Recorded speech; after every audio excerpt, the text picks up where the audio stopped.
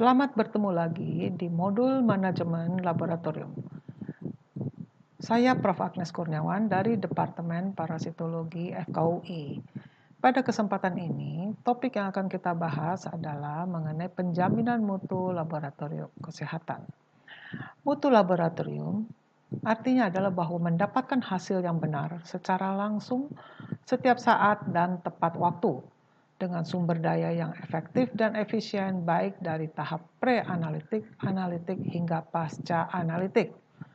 Ini adalah hal yang paling mendasar dalam praktek laboratorium yang benar, di mana kita harus memelihara sistem manajemen mutu di laboratorium kita masing-masing secara terus-menerus. Praktek laboratorium yang benar atau GLP mencakup proses organisasi dan kondisi laboratorium guna menjamin agar analisis itu benar, mulai dari perencanaan, pelaksanaan monitoring dokumentasi, hingga pengarsipan dan pelaporan. Manfaat dari manajemen mutu ini bila mana diterapkan secara terus-menerus adalah meningkatkan mutu layanan kita, sekaligus juga meningkatkan daya saing laboratorium. Nah, pendekatannya adalah dengan model 5Q. Q pertama adalah quality planning, Q kedua quality lab practice, Q ketiga quality control, quality assurance, dan terakhir adalah quality improvement. Nah, ada 3 proses pencapaian mutu atau yang disebut juga sebagai trilogi Juran. Yang pertama adalah perencanaan, quality planning. Di situ kita harus menentukan kualitas pelanggan kita, kebutuhan pelanggan kita, sasaran mutunya apa, dan bagaimana meningkatkan kemampuan proses. Yang kedua adalah pengendalian mutu atau quality control. Kita harus memilih dasar pengendalian, jenis pengukuran, menyusun standar kerja, dan mengukur kinerja yang sesungguhnya. Yang terakhir adalah proses perbaikan dan peningkatan mutu atau quality improvement yang terdiri dari mengidentifikasi hal-hal apa saja yang harus diperbaiki, mengorganisasi lembaga bila mana tak mampu dilakukan sendiri, maka bagaimana bisa dimintakan dari luar ya untuk mendiagnosis kesalahan dan menemukan penyebab kesalahannya sehingga sesudah dilacak maka dilakukan perbaikan secara bertahap. Nah, ini adalah flow daripada quality monitoring quality dari hasil laboratorium. Jadi, salah satu sistem manajemen mutu adalah acuannya pada ISO 15189 yang merupakan standar untuk laboratorium kesehatan.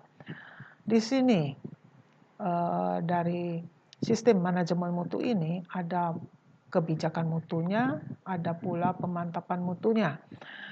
Jadi pemantapan mutunya itu adalah segala parameter yang harus dipertimbangkan untuk menjamin mutu ya di laboratorium kita. Mulai dari yang namanya quality control, apakah itu internal dan eksternal, dan juga hal-hal lain yang terkait dengan praktek laboratorium yang benar atau good laboratory practice. Nah, ini adalah detail daripada parameter yang terkait mutu itu.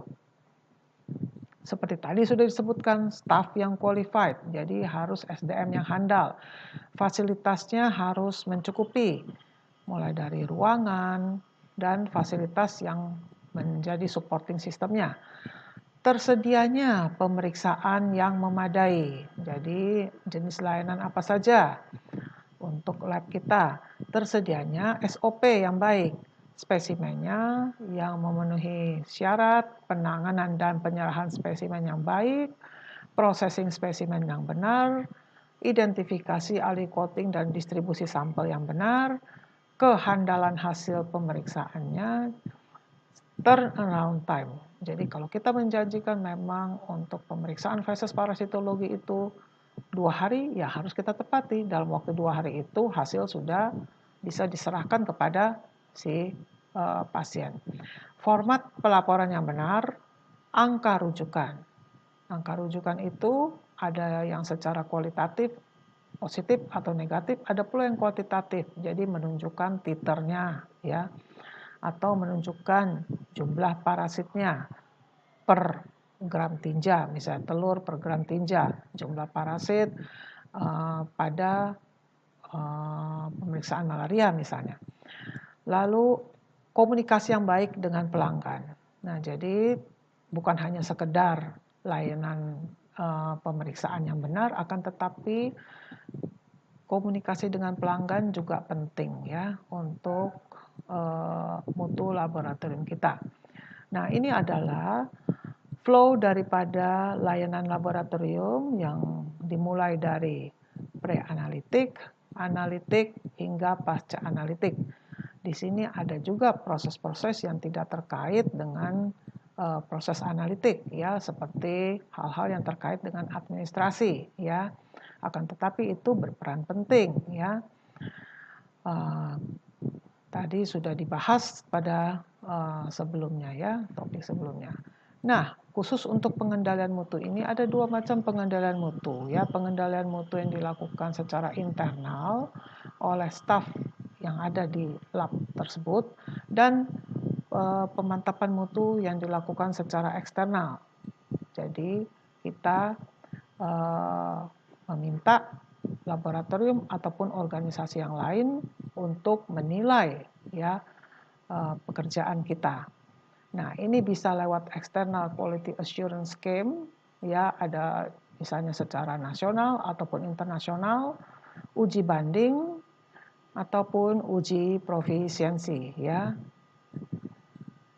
Nah, pemantapan mutu internal, tujuan daripada pemantapan mutu internal itu adalah agar supaya metode pemeriksaan ya harus benar, mantap, dan bila mana perlu dilakukan penyempurnaan dengan mempertimbangkan aspek analitik dan klinis.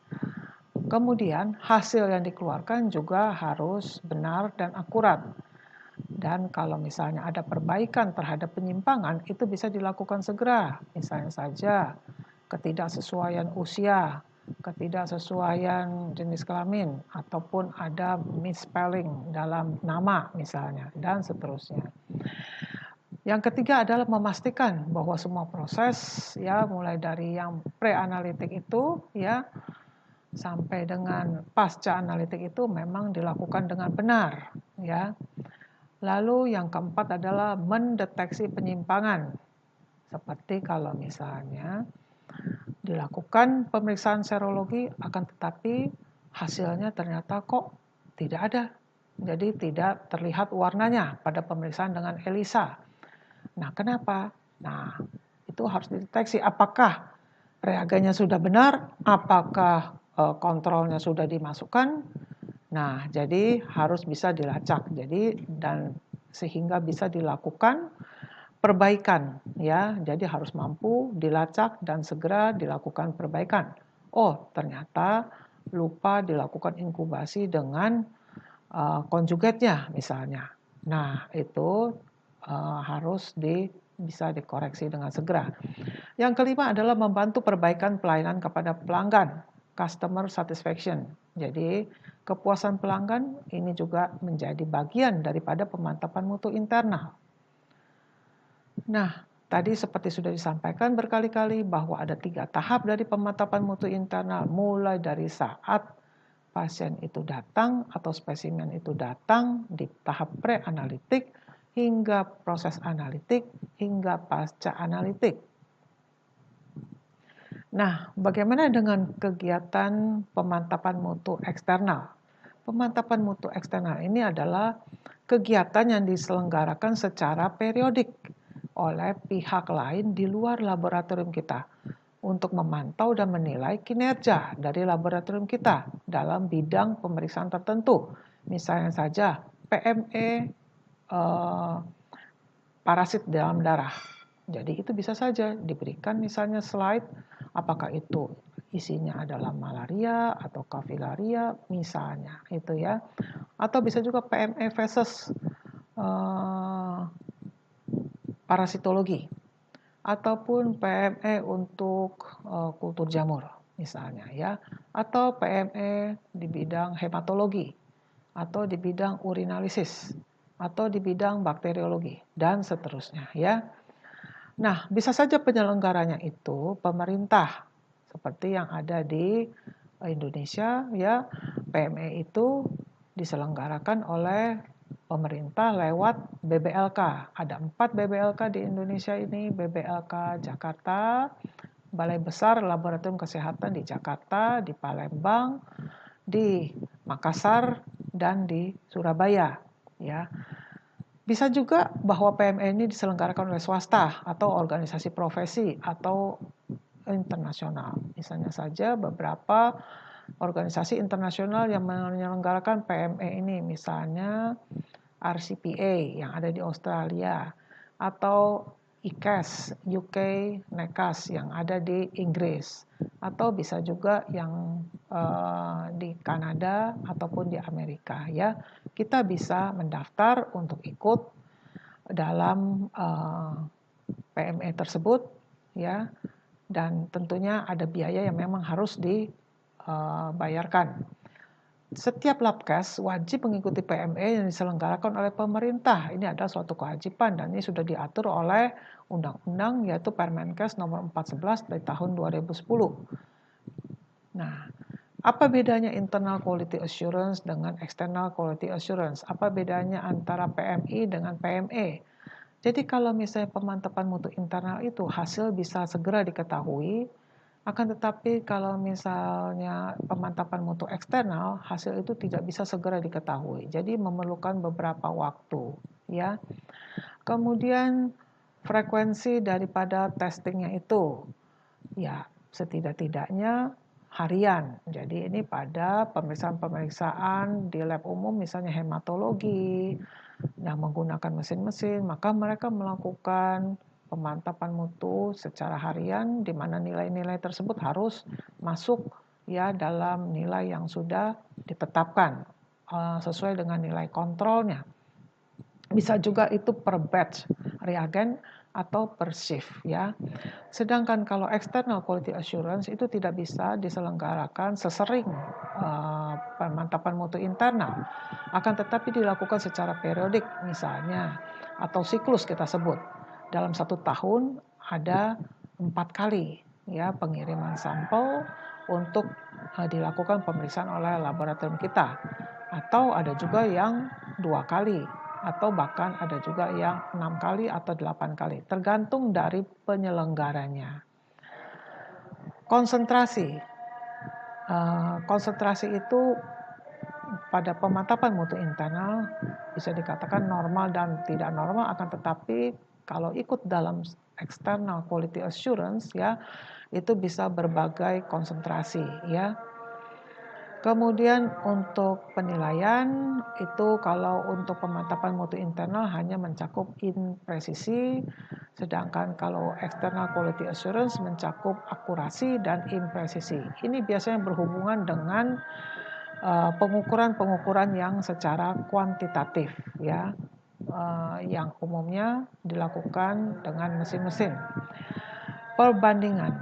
Perbandingan kita tidak bisa melakukan pembandingan untuk pemantapan mutu internal karena dilakukan mandiri oleh laboratorium tersendiri.